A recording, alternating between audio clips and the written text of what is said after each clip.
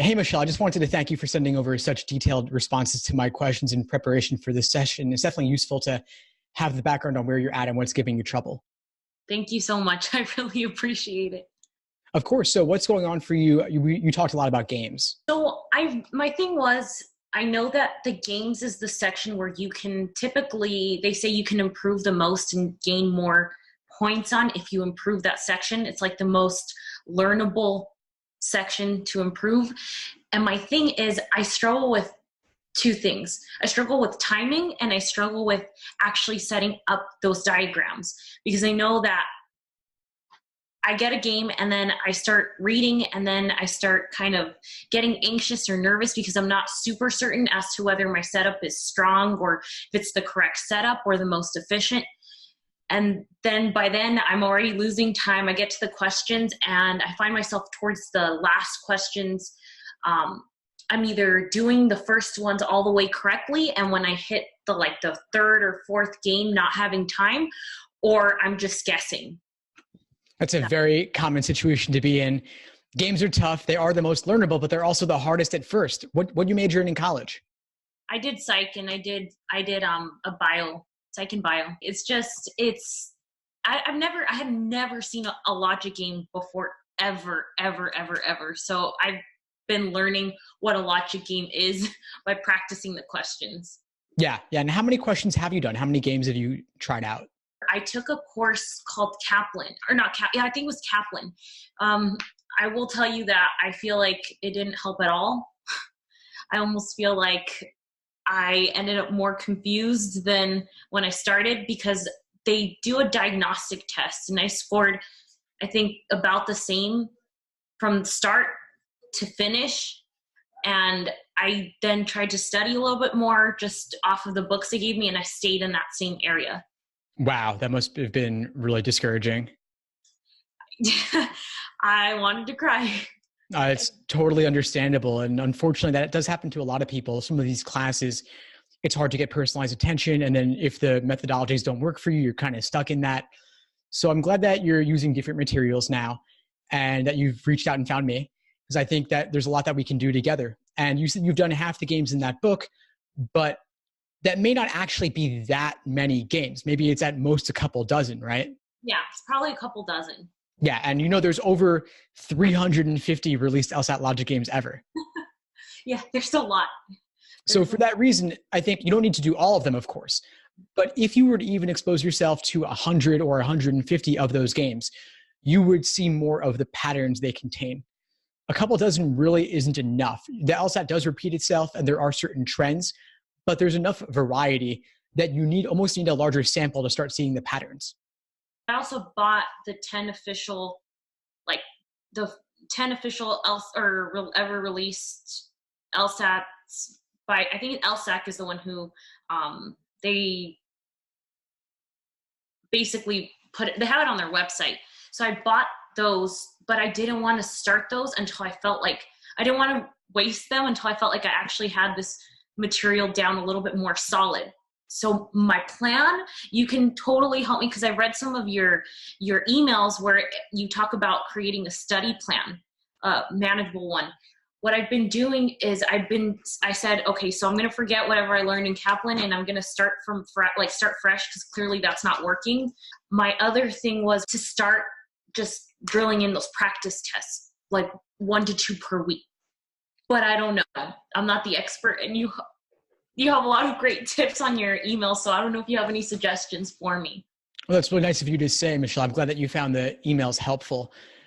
I'd say that any LSAT textbook is only going to have so many games in it, because there are high licensing fees associated with reusing the LSAT questions in a different book. So I'm glad that you got the actual official book of 10 exams. And yeah, you're right that if you were to just have one book of 10 exams and go through all those problems now, you wouldn't have that much available to do later timed. But what if you were to get a few books of 10 exams? Then you could save some to do untimed or even individual timed sections and save others to do as full-length exams closer to test day. Which ones would you recommend? Because I saw there's a list. They go up to like 6 series.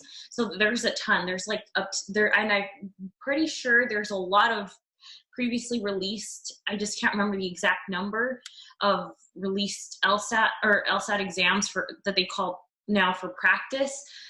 I'm assuming that I don't know what that number is really. Like which ones are the best ones to leave for, once I feel like the material's solid, and which ones to utilize as practice to study with. This is actually a particular interest of mine, so I'm glad that you raised this question. One of my favorite things to do, and one of the most popular things I have, are my LSAT study schedules.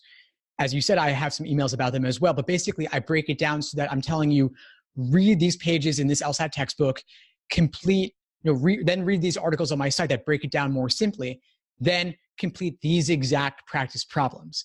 And so you're wondering, well, which practice problems should I do? And so I tell you in the schedules, so you can check it out for all the details. But to summarize it, I'll say, if you're taking the LSAT, in June or July? The goal would be July, but I am also scared because the format's changing, so it's different than what I'm practicing. And that was actually another question I had for you, because up until recently, I heard, I decided when I was going to take the LSAT, I'm like, okay, now it's going digital. When we were in the classroom, and I was like, from what I knew, it was always going to be written. So at this point, I think that's a second component I need to also prepare for. Yeah, definitely. Great question. We'll get to both of those. So the first part is you're taking in July. That means you've got about 3.5 months. So you have enough time to do a couple dozen exams. I'd say start with exams 52 to 61 to build your foundation untimed. Then you could do 62 to 71 and 72 to 81 and then 82 to 86. And so 52 to 61, you do those untimed, building your foundation, doing questions by type. I have detailed categorizations on my site and linked in the schedules as well, breaking down game types and breaking down logical reasoning types, and then even reading passages as well. And the schedules are not just to say, do ordering games, then grouping games, then combination games. I get into even more depth where I'm saying, do the easy ordering games, then the moderate difficulty ordering games, then the most difficult ordering games, then do the easiest grouping games, moderate grouping, and so on. So breaking down bit by bit, step by step. Then you have exams in the 60s and 70s and 80s to do timed. And I would suggest don't do all of them in a row, of course. It's way too many, and you don't have enough time. But also, you want to save some of those newest ones to do in the event that you have to do a retake. Okay. Because a lot of times students will just do everything in the 70s and 80s and then have, let's say they want to retake, as more and more people are doing all the time, but they've already used up everything recent. So maybe out of 60s, 70s, 80s, do only the even numbered ones or only the odd numbered ones. And that way you're saving at least 5 to 10 of those newer exams to do for a retake if you want to go for one in September, October, November. And retaking is more common than ever. And I actually recommend it typically because let's say that your true aptitude is around, let's say, a 155 or a 160, just to make something up. There's a margin of error of 3 points on either end, meaning that if, let's say, you score at your perfect average or even a few points below, just through blind luck, you could do 3 to 4 points better, or maybe even 6 points better, with nothing else in your understanding changing. But obviously, even just a point or two more can make a big difference in your admissions chances. And I actually, what's interesting? I read something that I think you talk about too. I read them in the morning. So I read your emails in the mornings. And it was like this frustration because you have these goal scores and you can increase by a certain amount of points. And then my concern is my goal is so far off of what I'm at. You know what I mean? I want to set a realistic thing for myself, but I also have a goal. I'm pretty sure every kid or every student has this where they're like, okay, I have this dream school that I want to get into. So I don't know how realistic it is to aim for that dream score given my current score. I'm practiced my initial diagnostic and I've been consistent about 145, 146. No plus or minus. It's always spot on 145, 146, 147, 145, always those scores. But I also haven't finished, like I said, I didn't feel like Kaplan helped me at all. I literally feel like I went into the class and they just taught you about what a logic game is and what these things are, which in a sense is helpful. It's like the ABCs of what the LSAT is, but I didn't actually feel like I gained anything from that. If anything, I felt like it almost made me feel like I was doing worse. Well, it's kind of that's natural, by the way. It's kind of a funny thing where a lot of times people start actually learning the techniques and the methodology and the terminology of the LSAT, and then their score drops. It's the craziest thing. It's because oftentimes it causes us to overthink things, when your aptitude alone will actually carry you pretty far. What happens though is on the tougher questions, things fall apart if you don't have a technique or strategy in mind. And then there's also the fact that you might have conflicting methodologies if you're using multiple systems, so you're not really sure how to go about it. And then there's the other thing where maybe untimed, you could do pretty well, but when you introduce the timing, things fall apart. Does that happen to you? Oh, that happens a lot. So like when I do the untimed logic games, I pretty much get most of them, if not like all of them right. Maybe I miss one when it's untimed, but it takes too long. I mean, I know that realistically you get like 8 minutes per game. And I know, or 8.5 minutes per game, but it takes me like 15 minutes per game right now. And that's 15 times 4. That's like an hour. I have to cut it by half hardcore. Of course. But the good news is that you do have time. And you said, how far can I improve in a certain period of time? Well, as we're talking now, you've got 3.5 months till July. And that is plenty of time, given that you're not starting from scratch. You already have some foundation. And especially since you haven't really improved at all yet, even though you did Kaplan, that means that there is plenty of room. Okay. Everybody improves somewhat just through gaining familiarity with the exam. So my guess here is, and tell me if I'm wrong, that maybe there's a certain degree of overthinking and overcategorization going on with this stuff. I definitely agree. I definitely agree. And that's why I've been approaching this when I'm like, okay, nothing's working from that system. I'm throwing it away. I'm not using any of it. I'm starting from scratch. Like if I was learning a new language, like you said, I'm kind of curious. I would like to do that, where you structure your schedules and you practice based on, the question type, because that way you're practicing in one area and you're getting better in that area before going to the next one, or just kind of building up. There's more structure to that, which I feel like I don't have. Exactly. So I think that the key thing for you, given that you're self-studying, is get your hands on one of these day-by-day study plans where I really break it down bit by bit. And for you, I'd recommend getting the 4-month or the 5-month, even though there's only 3.5 months remaining, because you're not starting from the beginning necessarily. You've already done some work with the actual LSAT problems in the textbooks and such. So I'd say start off with that, start with the games portion, and it'll tell you exactly how to incorporate additional practice problems to supplement what you've got in the textbook. And so maybe you want to do a couple dozen games of each type before moving on to the next type to really solidify your understanding. And that way, because there's 3 phases. There's accuracy, untimed. Then there's pacing with individual sections. And then there's endurance with the full-on 5-section exams. Yeah. And so I think maybe you're jumping the gun a little bit, not doing enough practice problems when you need to do more of them to build your understanding untimed. And you said that you're doing well untimed, but I think that there is a certain potential efficiency you can bring with a deeper understanding, because as you know, timing is such a big part of this exam. And the short answer to getting faster is just to have a better understanding. I absolutely agree. And that's where I'm trying to figure out, like I get scared because I'm like, okay, I'm just reading all this on logical games, but then I also need help with logical reasoning. Should I combine? It's like this uncertainty. So I think that the schedule, like you're talking about, would really help me structure, because that's what I lack. And then this whole, I think I get anxious when I don't know whether I should be doing, what I should be focusing on, it's actually a lot harder than I thought. Yeah, it is. And it's harder for everyone than they initially think. I thought I could knock this out in 2-3 months when I first started, but my scores stayed in the low 150s for a long time when I had dreams of a 170 plus. And it ended up taking me a full year. And I don't want it to take you that long, of course, but it does typically take longer than we expect. And I think that for most people, it does take them 5 to 6 months to reach their fullest potential. Now you've got 3.5 remaining, but you've also been studying for a while. So I think that collectively you could have enough time to be good for July.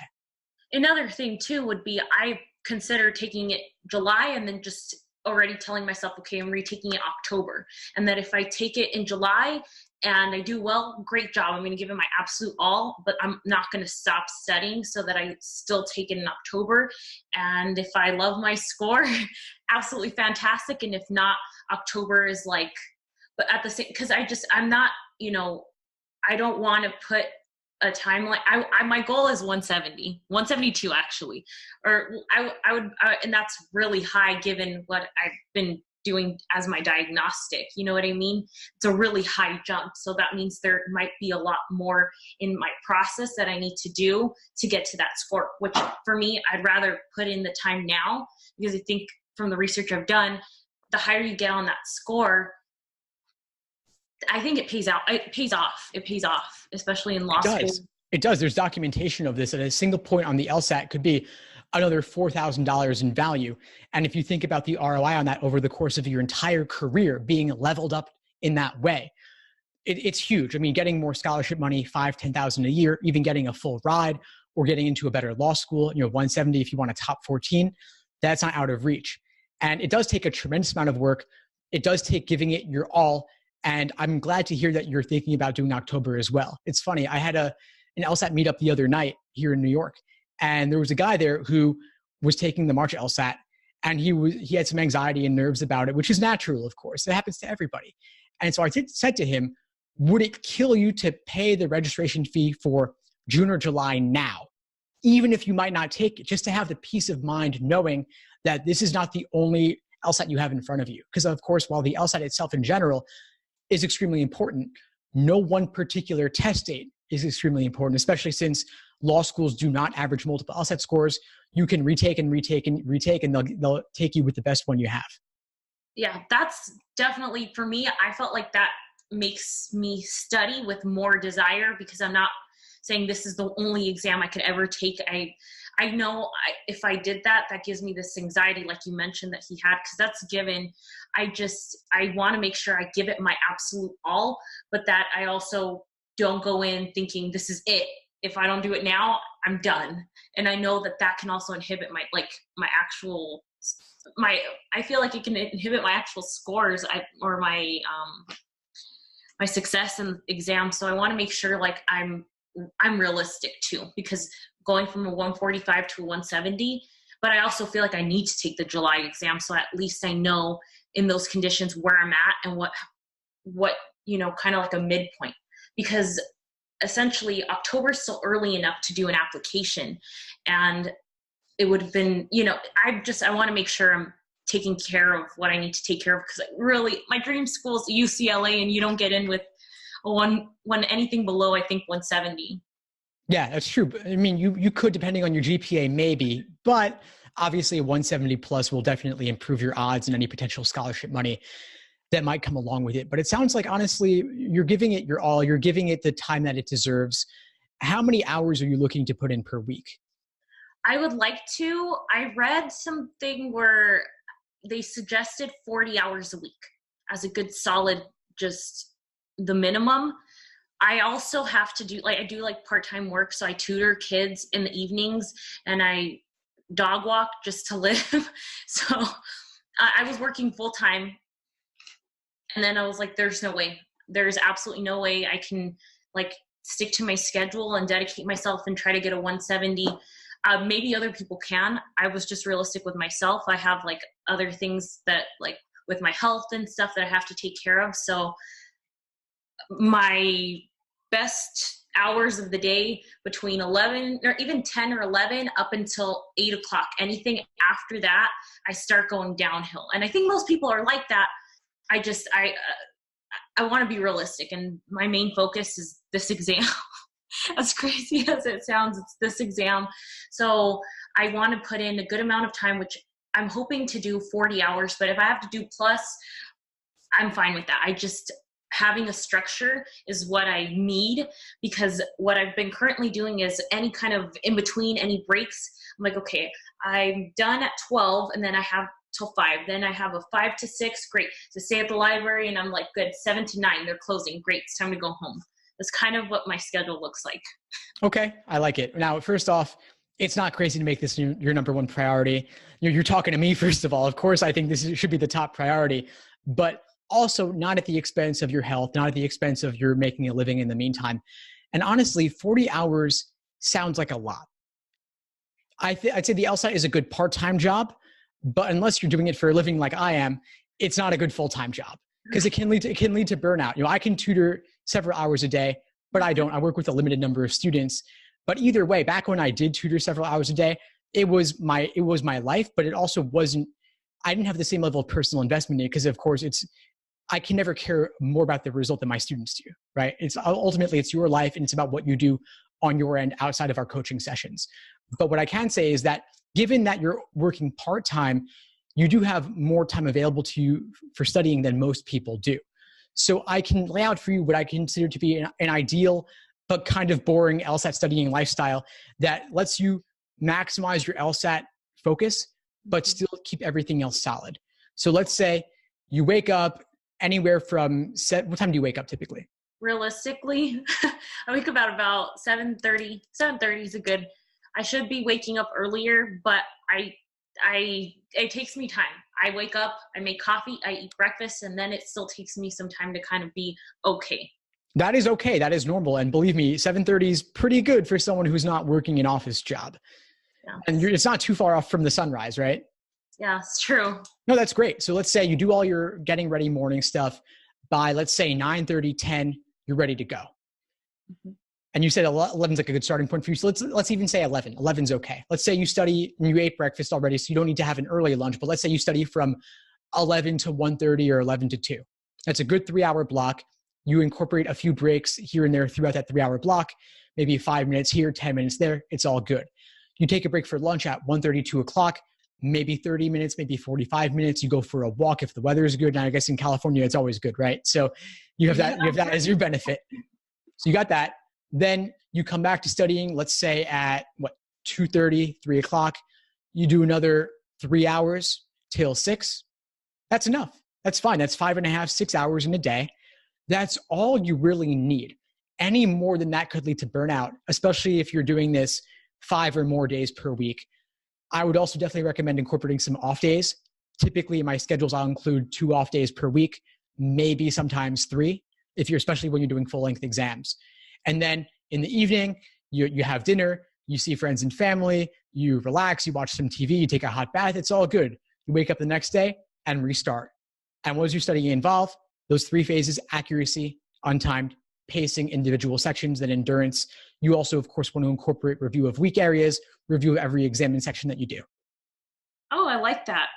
I started making a mistake journal. That's the only thing that I got out of Kaplan. The instructor, I went to her and I asked her, I was like, hey, so when you took it, what did you do? And she's like, I didn't take Kaplan. So her first answer was like, I didn't take Kaplan, but I did make a mistake journal. So, I mean, that might help. That way you're able to see what your mistakes. And that was another question I had. I know we have like 5 minutes, but I feel like when I get into Kaplan, when I get into my mistake journal, I don't know how much is too in depth with like writing up, because it's a lot of time that I'm putting into like for like a question that's a mistake.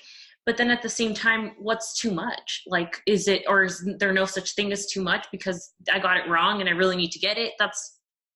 That's an excellent question. I'm glad you raised it, because the review process is really the most important aspect of studying, and it's too often overlooked.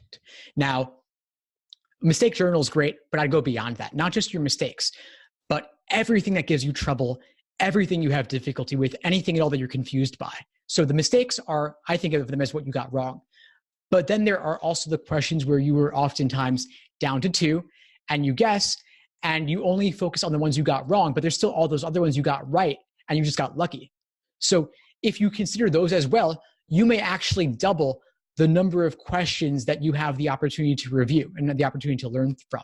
The real value in doing problems is in finding the areas that give you the most trouble so that you can hone in on those. And then, yes, keep a journal, keep a running list of everything you've ever had difficulty with. And then when you're writing out your explanations, you ask, how much is too much? Is there a such thing as too much? It's a great question as well. And I'd say there really isn't a such thing as too much if you're articulating your thought process and where you went wrong. You want to look at every single answer choice that tempted you that was wrong and figure out what was tempting about it and what ultimately made it wrong. And then on the flip side, for the right answer choice, what pushed you away from it? What discouraged you from it? But what ultimately makes it right? And then, of course, if your issue was with the stimulus and not with the question stem, not with the answer choices, or maybe with the question stem instead, you want to look at what in the stimulus was confusing. How did they increase the difficulty level of what was happening in the stimulus? Or maybe if the question stem was worded in an unfamiliar or confusing way, what was the key word or key phrase in that question stem that you misunderstood? And how does it actually relate to a more familiar question stem type? It's a good observation. I did not think of that like that. So I really appreciate that. That's a great tip. Yeah, of course. This is what I would recommend for pretty much anybody who's looking to learn from their mistakes, which is really, I think, again, the most important aspect of your prep. Now, obviously, if you write out your own thought process for every single question you ever have trouble with, that'll take forever, especially if you're getting a lot of questions wrong or having trouble with a lot of questions. And so what I would say is maybe pick a handful of the most difficult questions giving you trouble and focusing on those. Okay. And at the same time, maybe you want to reduce the number of questions you're completing so that you can review in more depth.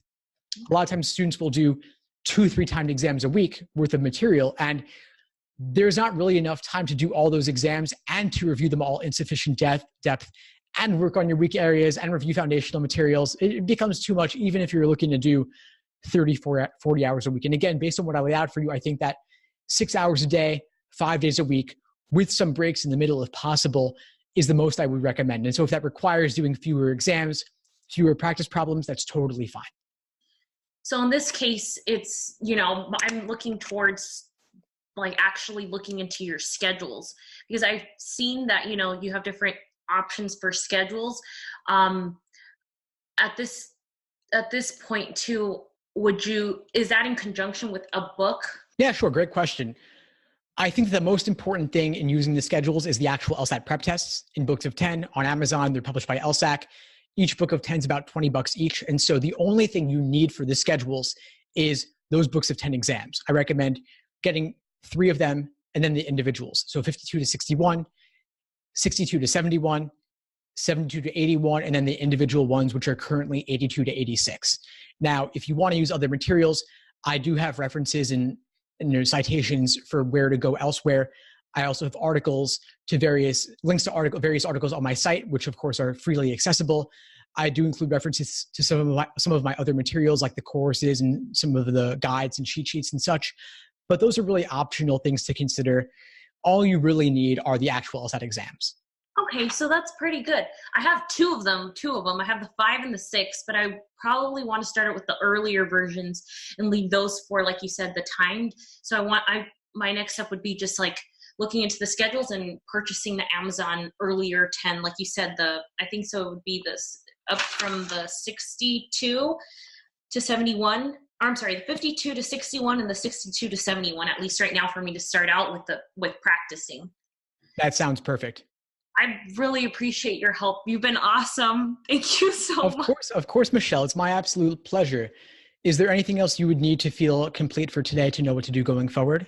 No, it was super helpful, because I feel like now I have a plan for how to structure the rest of my studying a little bit more efficiently for the following. It could be anywhere from 3.5 to all the way till October, which would be 5-6 months at this point. But I feel better. Like I feel